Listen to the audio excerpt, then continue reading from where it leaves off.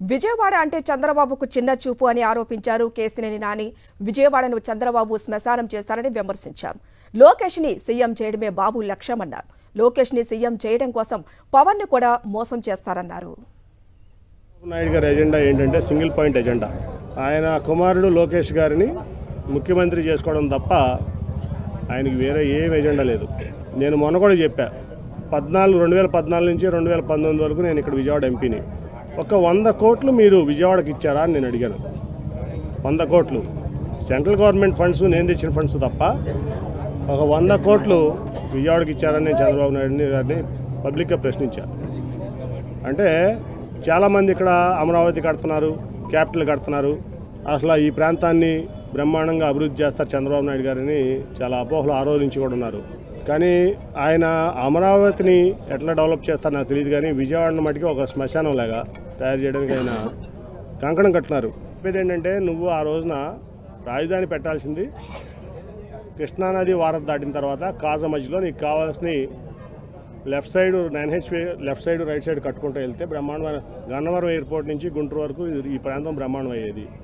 నువ్వు నీ అనవసరమైన ల్యాండ్ మాఫియాకి వెళ్లకుండా, ల్యాండ్ దీనికి వెళ్లకుండా నువ్వు పాత అమరావతి నుంచి తెనాలి వరకు మాస్టర్ ప్లానింగ్ ఇచ్చుకుంటే ఇవాళ బ్రహ్మాండంగా ఈ నగరం, ఈ ప్రాంతం డెవలప్ అయ్యేది. ప్రపంచంలో ఏ రాజైనా కోట కట్టాడు, కానీ నగరాన్ని నిర్మించిన రాజు లేడు. వాటి వరకు కోట కట్టుకున్నాడు, కోటలో కావాల్సినటువంటి సెక్రటరియట్లో లేకపోతే ఏదో కట్టుకున్నాడు తప్ప ఎవరో కూడా నగరాన్ని నిర్మించిన రాజు లేడు ఇంతవరకు.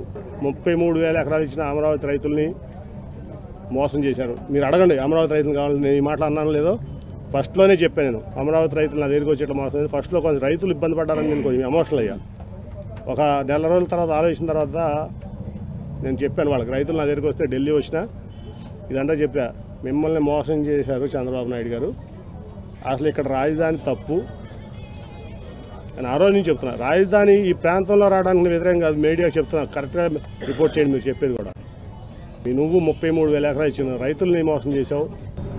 జగన్మోహన్ రెడ్డి గారు మొన్న మాకు హామీ ఇచ్చారు, మాకు అవినాష్కి మేమందరం వెళ్తే హామీ ఇచ్చారు, విజయవాడ అభివృద్ధి నాది గ్యారంటీ, దాంట్లో మీరు ఎటువంటి ఇది అవ్వద్దు.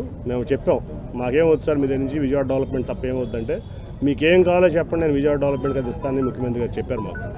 కాబట్టి చంద్రబాబు నాయుడు ఈ విజయవాడకి చేసిన ద్రోహం అటువంటిది కాదు. విజయవాడకే కాదు, ఈ విజయవాడ పార్లమెంట్లో 100 కోట్ల రూపాయలు చంద్రబాబు నాయుడు ఎక్సెప్ట్ ఆ పుష్కరాలు అప్పుడు తప్ప 100 కోట్లు కూడా ఇవ్వలేదు. ఈ ప్రాంత ద్రోహి చంద్రబాబు నాయుడు, ఎస్పెషల్లీ విజయవాడకి. ఎందుకంటే నేను విజయవాడ ఎంపీ కాబట్టి విజయవాడ మీద స్ట్రెస్ చేస్తున్నాను. ఒక 100 కోట్లు కూడా 5 ఏళ్ళు ఇవ్వాల. ఏంటి ఈయన ముఖ్యమంత్రి అయితే అమరావతి ఏం చేస్తాడు? రేపైనా సరే ఇప్పుడు పొరపాటున గెలవడు, గెలిస్తే పొరపాటు అంటే అమరావతి అంటాడు. విజయవాడ ఏమవ్వాలి? మిగతా ప్రాంతాలు అవ్వాలి ఈ రాష్ట్రంలో. ఇప్పుడు క్యాపిటల్గా సెక్రటరియట్ కట్టాడు ఆయన. ఎన్నిసార్లు వెళ్ళాను నేను సెక్రటరియట్? ఎంపీ ఆయన మీటింగ్ పిలిస్తే 1-2 సార్లు వెళ్ళాను. నాకేం పని ఉంటుంది సెక్రటరియట్లో? రోజు కామన్ మ్యాన్కి ఏం పని ఉంటుంది? నీకెందుకు అంతంత పెద్ద ఏదో మాన్యుమెంట్స్? కాబట్టి ఆయన ఈ ప్రాంతానికి ద్రోహి, ఖచ్చితంగా ద్రోహి. ఆయన ఎజెండా ఏం లేదు. ఖచ్చితంగా లోకేష్ని ముఖ్యమంత్రి చేయడం ఆయన ఎజెండా.